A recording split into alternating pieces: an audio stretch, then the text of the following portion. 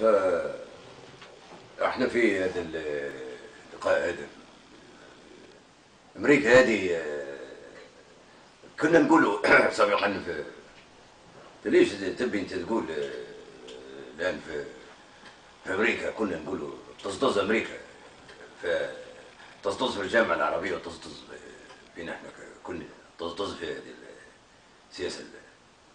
امريكا هذه احنا عندنا علاقات طيبه مع ماكدونالدز، مع هذه امريكا اليوم تصدز في امريكا اللاتينيه تعمل فوضى لامريكا هذه. فليش واحد مواطن يخرج يبدا يبصق في الشارع في بلده؟ ليش تبصقوا؟ ليش تبصق في الشارع؟ ليش تبصق في الشارع؟ ليش تبصق في الشارع؟ طز عليك تبصق في الشارع. احنا وقع لنا مشكل كبير هذا مع في البند التالي من الكتاب الاخضر. الكتاب اخضر ووضعيه سوداء. فهذا جارنا هذا في تونس، هذا اللي مقعبز في تونس، هذا الخرتيت هذا بن علي هذا، وقعت لنا مع حادثه تعمل لنا مشاكل في الجوره. احنا اتفقنا في الجامعه العربيه الاشياء تصدز الجامعه العربيه في عمرو موسى في الولايه. فاحنا لما قلنا في الميثاق المشترك هذه ان نعمل لحظه يقول لحظه هذه دوابه، هذه دوابه قاسوس، هذه دوابه هذه مبعوثه من اداء الثوره فاتح، اداء فاتح بترول، اداء بترول طيب فاتح اداء الدوابه هذه ايها الرفاق تصطز في هذه الدوابه اللي تشاغب علينا. احنا نعرفوا شكون باعتها، غادي نعملوا معاها الامور اللي يمكن تعمل في الكتاب الاخضر في بترول في العلاقه الدوليه.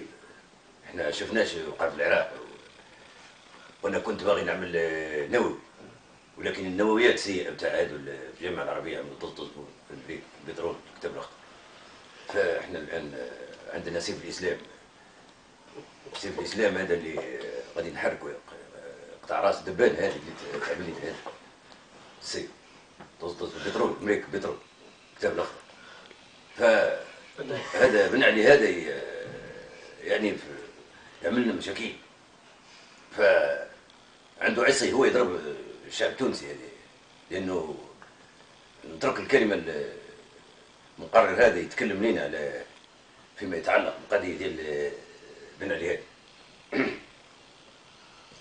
هذا بن علي في الحقيقه والله انتم ظالمينه. هذا بن علي هذا ديكتاتور كبير تعطيه تونس بلاد صغير، يعني ما عندوش مساحه فين يوزع القمع ديالو فين، لانه هو الان الشعب التونسي كله يعني كله مشى الكوميساريه نتاع البوليس. يعني هذه تونس صغيره.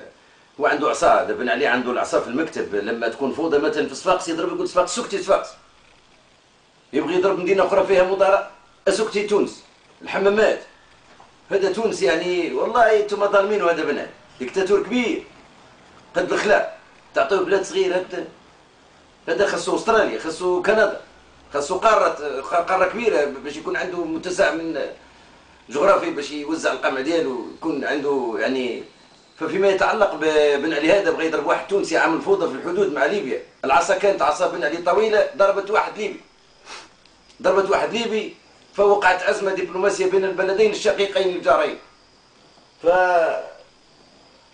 اخ العقيد فكما قلت لكم هذا الخرتيت هذا بن علي يضرب واحد ليبي. احنا اتفقنا في الجامعه العربيه كل واحد يقمع شعبه داخل الحدود.